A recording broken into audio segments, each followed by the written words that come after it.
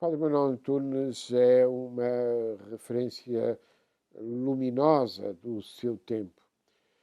E é uma referência, antes de mais, como grande professor que foi e professor que sempre despertou nos seus alunos e nos seus discípulos a necessidade de acordar. Acordar para a liberdade, para a responsabilidade e acordar para a cultura. A cultura como algo vivo, algo que não está apenas nos livros, mas está na relação entre o pensamento e a vida. O Padre Manuel Antunes enchia anfiteatros, eu era aluno de Direito, tínhamos os ecos de letras relativamente ao magistério do Padre Manuel Antunes, às suas lições, com as quais, desde muito cedo, tive contacto, através dos seus textos. E, ao falar dos seus textos, é preciso dizer que a grande cultura do Padre Manuel Antunes levava-nos desde a Grécia, desde a antiga Grécia, desde o pensamento dos grandes autores latinos, até ao tempo atual, porque o Padre Manuel Antunes, sobretudo nos anos 60, estava profundamente atento àquilo que de mais avançado ocorria. Não apenas o estruturalismo, que ele lia criticamente, mas também o pensamento pensamento da escola de Frankfurt, o pensamento de autores como Adorno, Horkheimer, Marcuse. O Padre Manuel Antunes tem essa capacidade absolutamente extraordinária de ligar o pensamento clássico à modernidade. Isso está muito claro numa outra faceta do Padre Manuel Antunes, que é a faceta do redator e diretor da Brutéria e das centenas de pseudónimos que tinha. Tive o gosto de estar na coordenação da sua obra completa no que se refere ao pensamento sobre a realidade internacional, sobre a cena internacional, sobre a ordem internacional, e é absolutamente espantoso como alguém está não só profundamente atento ao que se passa, mas é capaz de formular juízos proféticos relativamente àquilo que viria a acontecer. A inexorabilidade da evolução da própria Guerra Fria, a inexorabilidade também da compreensão de que o Império Soviético era um império com pés de barro, simultaneamente as questões da China, as questões da abertura do terceiro mundo e do cerne daquilo que ocorre no Concílio Vaticano II.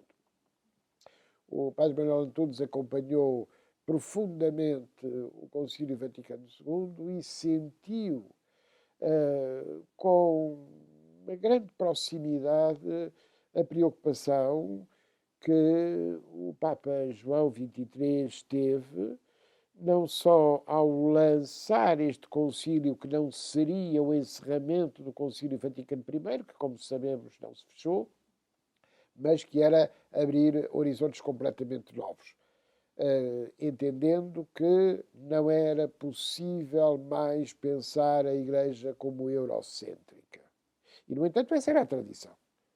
Isso, porventura, era aquilo que estava sobre a mesa.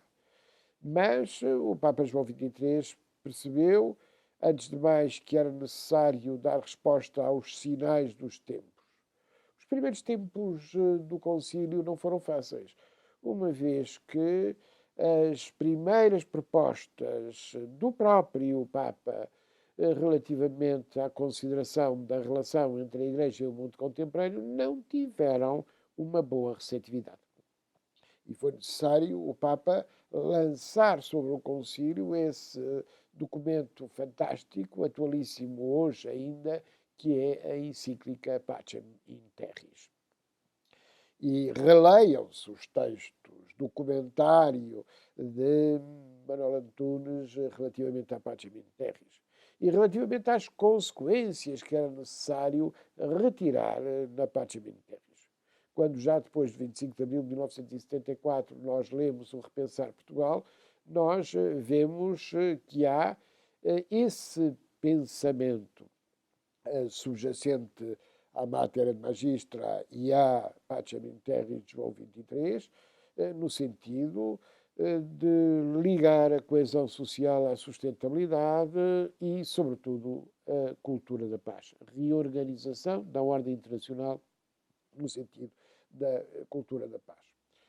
E não esqueço o testemunho vivo de António Alçada Batista, de Sofia de Melbrenner Anderson, de Francisco Sousa Tavares, de António Sérgio, do próprio António Sérgio e de Luísa Sérgio, sua mulher, que dialogaram intensamente e que estiveram muito próximos do padre Antunes. Assim o designavam. E, de facto, no Centro Nacional de Cultura, a partir dos anos 60, ainda com a presidência de Helena Cidade Moura, depois com a presidência de Sofia de Melbrenner, sempre com o acompanhamento de Francisco Sousa Tavares, nós encontramos uma presença permanente do padre Manuel Antunes, a tratar das questões da preparação da liberdade. Era necessário, no fundo, preparar o país para a democracia. O padre Manuel Antunes não tinha dúvidas que, mais tarde ou mais cedo, viriam a criar-se condições para a liberdade, o pluralismo, a diversidade. Exatamente aquilo que, mais tarde, ele nos vai dizer no Repensar Portugal.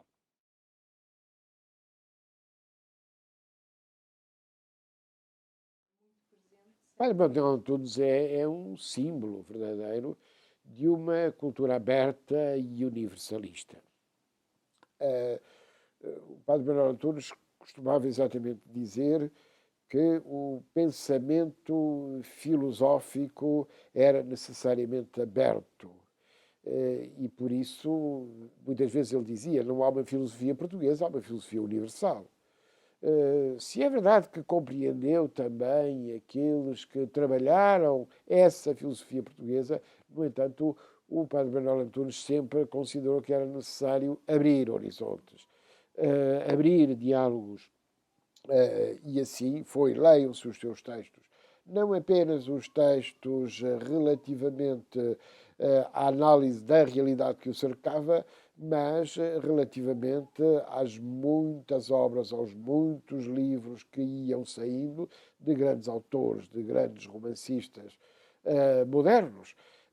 O padre Manuel Antunes soube sempre aliar um grande conhecimento clássico e uma grande disponibilidade para a modernidade. Sentimos exatamente isso.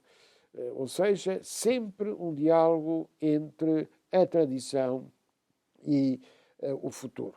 Aquilo que, afinal, encontrava em Santo Agostinho quando ele nos falava dos três presentes, o presente presente, o presente passado e o presente futuro.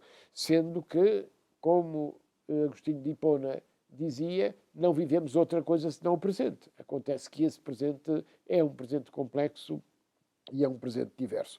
O padre Manuel Antunes compreendeu melhor do que ninguém.